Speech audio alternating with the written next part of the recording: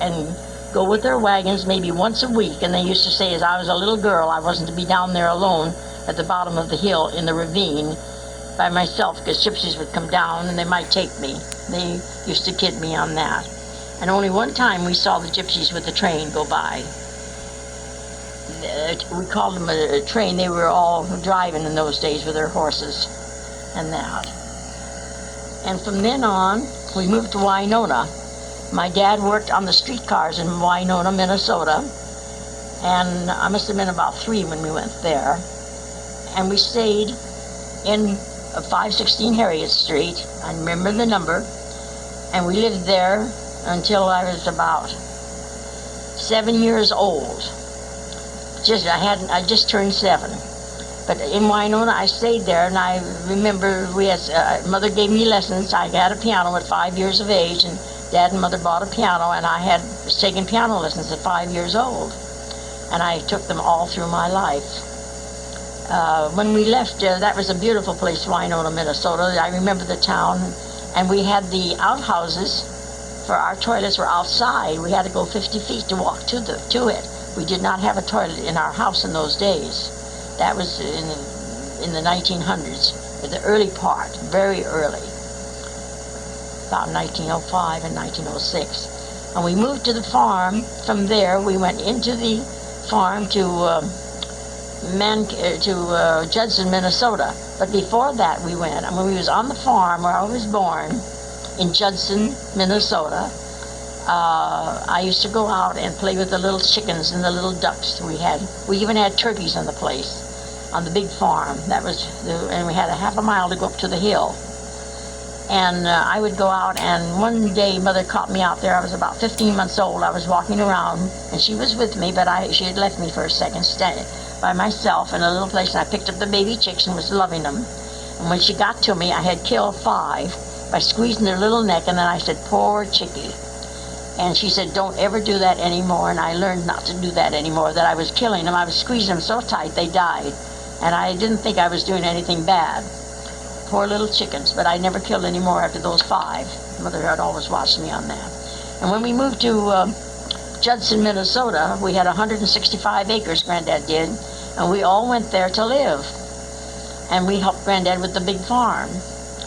And we had a big red barn. It still stands to this day, because since in the latter few years I have gone back there for a visit.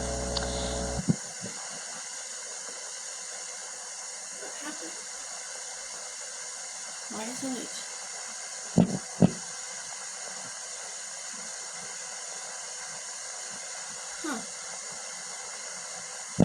This day it's called the Hebron Cemetery, and the city, Judson, the little town of Judson, has taken it over, and they made a special road that goes through our farm to it. Of course, we had sold the place since then, but we left it when I was 8 years old. And Mother took me with my auntie and uncle and my cousin. We rode a train and went up to Canada, into Saskatoon, and we stayed in Canada 3 years. Mother and Dad had parted, and we didn't go back. I didn't go back. We stayed in Canada 3 years, and Mother worked for the Del Monte Fruit Corporation. What else have I got down here on these things? I got quite a few things. I never forget the town of Winona, Minnesota. We had I must tell you, while we were at Winona, Minnesota, we had a very bad storm. A cyclone hit us, and I never forgot that. All the streetcars were smashed. Everything was smashed. It took the roof off of our barn. Our horse was standing out there with nothing around him, hardly at all. And Mother took me. I was asleep. I was 4 years old, and she took me down in the basement, and we stayed about 4 hours till the storm was all over. And I remember that, and I wasn't afraid, but I was too young to know about it. I had several little good friends there, too, that lived close to me. And I loved my days in Winona, Minnesota. But when we went to the farm in Judson, and then Mother and I, my auntie and uncle was going to Canada to homestead, and Mother and I went with them. And my cousin was 4 years older than me, Dorothy. And she had visited us then on the farm, and we went up to the big farm that Granddad had bought, 165 acres. And she used to ride my horse when I was asleep, and I used to have a fit about it. But it was very nice. She was about 4 years older than I am. And when we left there, we left the farm to go to Canada, and when Mother demonstrated the food, and it took us 3 years to cross Canada. We went to every town you could think of. We was into Alberta, Regina, Alberta, and Saskatoon, Saskatchewan, and we crossed all over all the provinces, and we went in to the coast. And it was very, very nice seeing that. And I never forget my 3 years in Canada, all the way through. Mother was demonstrating Del Monte food, and it was a wonderful job she had. And everybody was so good to me. And wherever we stayed, the landlady would look after me till Mother got home that evening at 5 o'clock. And I used to roller skate and do things like that. I don't remember all the places I stayed, but I know we had quite a good deal. And I enjoyed going through every city in Canada all the way through. We were from the Great Lakes all the way back to Vancouver, British Columbia. And we finally came back to Seattle, and then we went down to from Vancouver to Seattle and stayed at Seattle 2 years. By that time, I was 11 and a half, almost 12 when I hit Seattle. And we stayed there until I was 14. And we lived at Port Orchard, and Port Orchard had the Navy Yards up.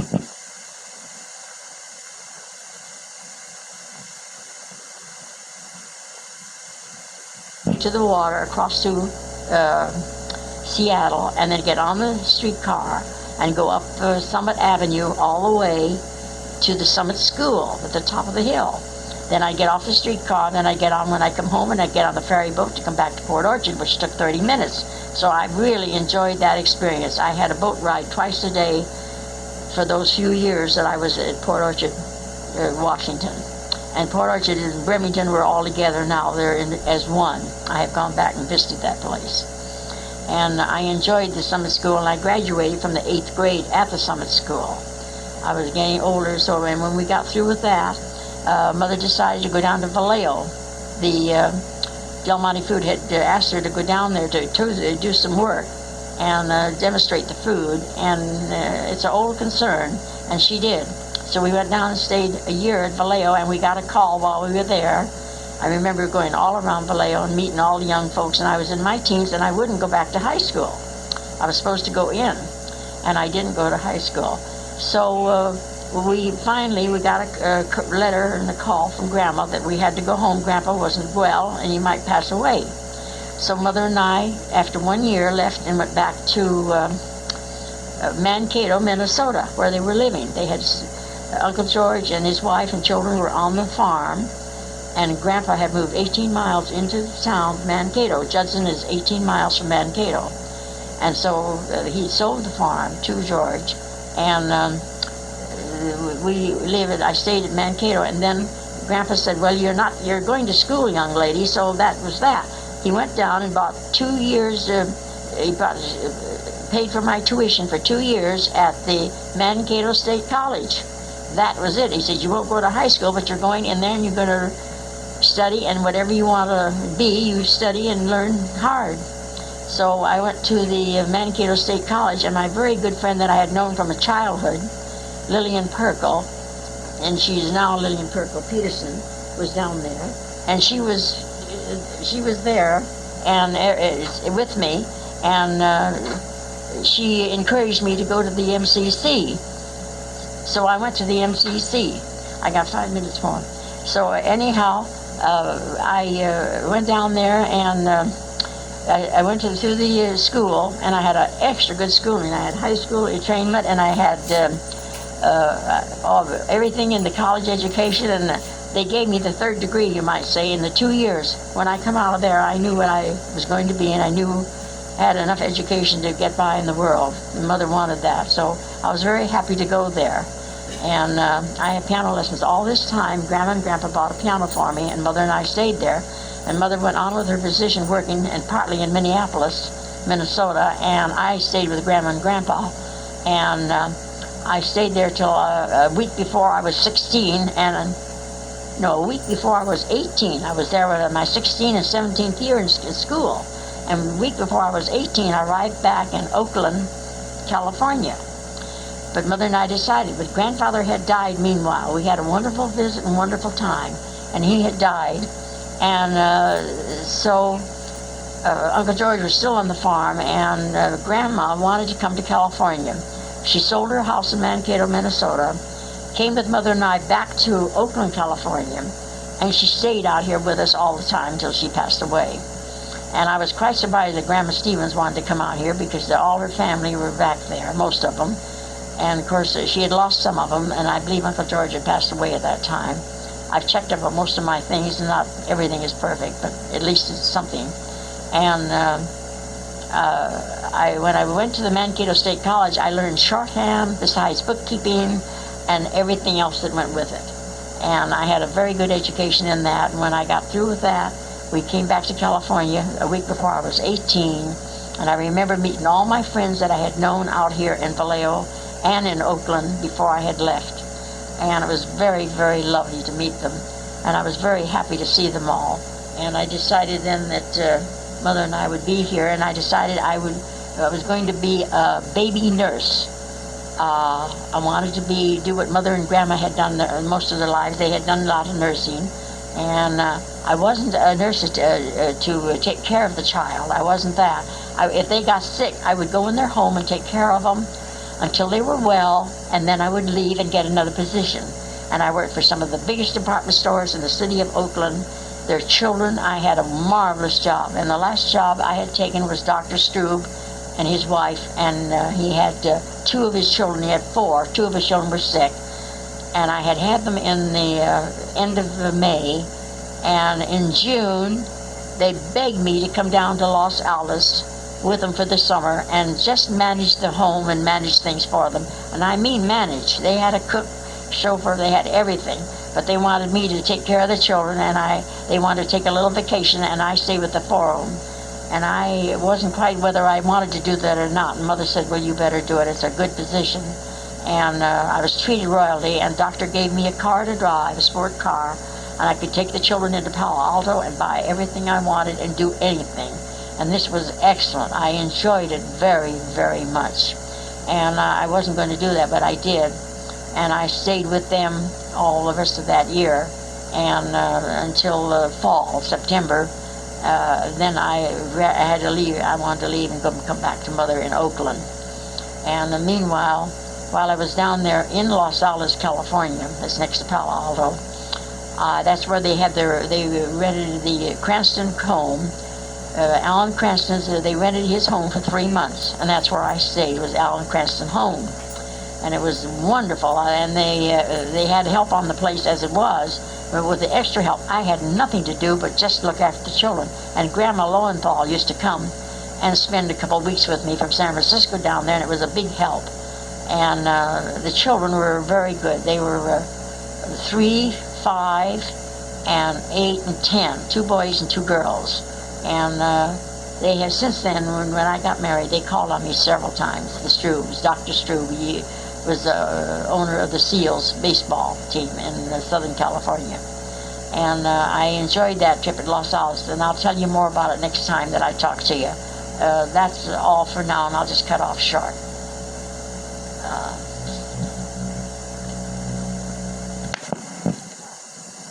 I'm going to start where I left off.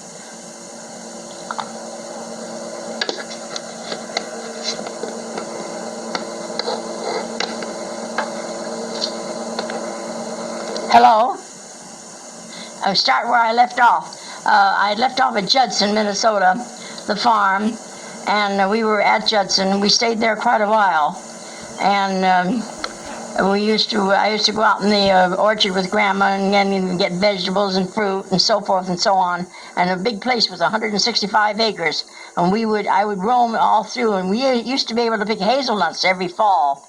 We had a lot of hazelnuts besides other nuts on the place. And we would get them, and they were absolutely delicious. We had many, and I used to go sleighing in a sleigh with 8 or 10 young folks down the hill, a half a mile, on a bobsled, and that was more fun. Every winter we'd go down, and I stayed there till I was 7 and 8 and 9, and it was just wonderful to be there. And Dad was there, Mother there, we were all there at the time. But later on, Mother decided she'd go to Canada with my aunt and uncle, my cousin, and Dad was going to follow, but he never did. They never did come. Finally left, and we went up to Canada when I was 9 years old. We arrived at Saskatoon, Saskatchewan. And I hated to leave the farm and Grandma and all, but we went up there, and Grandma got a job. Mother got a job with the Del Monte Fruit Corporation, and she took that job for a number of years. It was 3 years. We crossed Canada, and she demonstrated Del Monte fruit in those days at the Bon Marché in Canada, and I went through all the provinces, right at the beginning to the end, over to British Columbia, and we landed at Seattle finally. But that was a wonderful trip in Canada, and I remember every Christmas up there. It was just beautiful. They gave me candy sticks, candy canes that were the same size as a full cane, and it was just beautiful as I was a young child. And I was treated with royalty, and every place I went, I still had to take piano lessons, and I practiced at the teacher's house every day. And that was very interesting going through Canada. I'll never forget the trip. I can see myself on the train. And one day we had to go up to Revelstoke, British Columbia, and Mother went up there. We had a chance to go up there. And we rode on the engine with the engineer. No train, no cars, just the engineer. And I sat by the engineer in the locomotive and went all the way up to Revelstoke, British Columbia. And that was a real treat. I felt like I was being honored. And when we was up there at Revelstoke, we stayed there about 3 months. We had a place that when you went out the door, the snow was 10 feet high on the sides, and they had it cut a hole in the ground like a pathway. They had to cut the pathway out, and the snow would be 10 feet on each side of us. And they built me a little house, playhouse with wood inside of the snowbank. And that was very, very nice. I never forgot that. Finally, we left there and came down to Seattle and went into Seattle and stayed. And then Mama got another job after she left the Del Monte Fruit Corporation. And she got a job out at Port Orchard in Bremerton. And we went out there and stayed 3 years. And I went to school at the Summit School in Seattle, and I used to take this boat every morning for half an hour. Then I would take the train, or not the train, the streetcar, and go up the street to Pine Lane to Summit School and go into the school. And I went there 3 years, and I graduated from there my 8th grade. And I was ready for high school when I got out of there. 8, 9, 10. I was not in 9, 10, 11. I was 12 years old, going on 13. And Mother had another position offered, so we were going to go down into Vallejo for a year. And when I was at Port Orchard, though, it was wonderful being there in Bremerton, that Navy Yard, and I think nowadays it's all in one. Port Orchard is called Bremerton all the way through. And I would go down, we went down to Vallejo, and I didn't go to school that year. We was almost there a year, and then Grandma sent us a letter that Grandpa was not very well, and would we please come home? So we finally went back to Mankato, Minnesota, and I was in my teens. Meanwhile, we had met a lovely family in Vallejo that was also going to tour back to Michigan to their home. They had 5 children, and the oldest girl was my age, was a little older than me, and we went together a lot and palled. So Mom and I went with them. They had 2 cars. 2 brothers were going, and husband and wife and 5 children. And we went back, and they didn't charge us anything for the ride. We just paid for our meals. It took us 3 weeks to go back, and I'll have to tell you about that some other time. We took the Yellowstone Trail, went up to Olympia, and from Olympia we got in the cars. That's where the cars were at. And they were the old-fashioned Ford cars, open, with side curtains on the side only. And we took 3 weeks to cross the Yellowstone Trail all the way across Washington, Idaho, Montana, into North Dakota, down into Minnesota. It was a beautiful trip, and they left us there at our destination, and the other people went through on to Michigan, where they were having their home, where their home was. I'm trying to think of all these things as I go along. There's so many things. And when we had that trip, I had my picture taken on one of the mountains in Butte, Montana, near there. And it was beautiful. I still got it. I was 15. I just turned 15 on the trip. And I had my picture taken. I still have that. Very young. And that was the time the war was still on, but when we got back to Minnesota, the war had just ended November the 18th in that year. And that was very, very nice. Well, I won't talk no more now. I will later on tell you some more.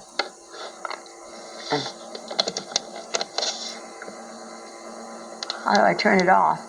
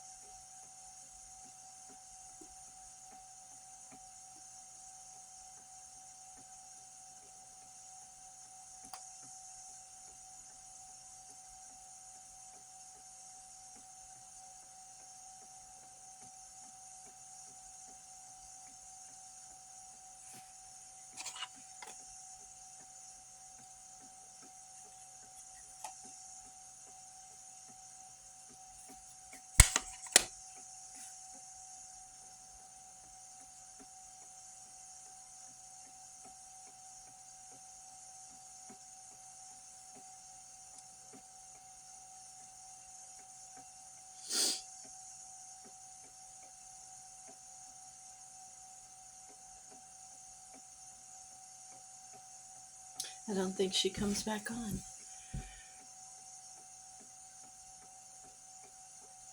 Let's see, where am I at?